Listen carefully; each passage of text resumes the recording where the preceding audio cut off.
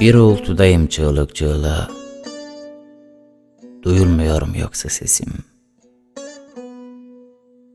Desem ki bir mahşerdeyim, bir kıyamet sonrası halimiz pek de sayılmaz ayrı alamet.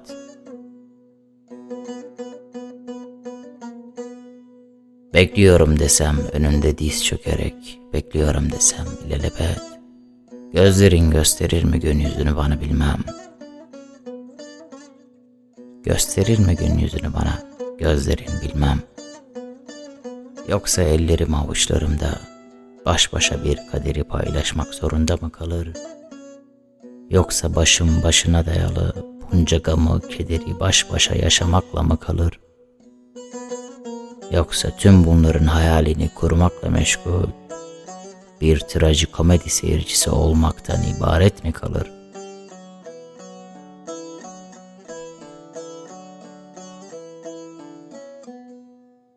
Bilmem bana yaşlı gözlerin yüreğime gam keder dışında başka ne getirir?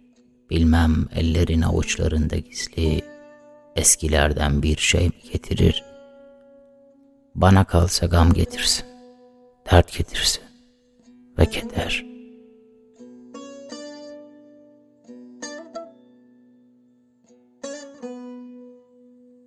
İsterse 40 yıl bir ömür başıma bir bela getirsin.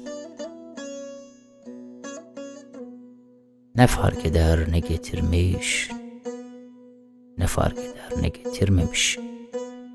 Ellerim ellerinde bir huzura ererken, ne fark eder ellerinde volkandan lavlar ve sızılar getirmiş. Ne fark eder envai çiçekler, gonca güller getirmiş.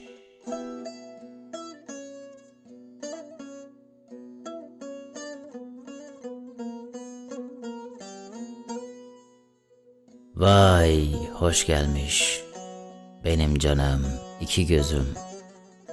Bak hele bağrında elem elem sevmeler, bir ömür çileli hüzünlü aşklar getirmiş. Vay hoş gelmiş.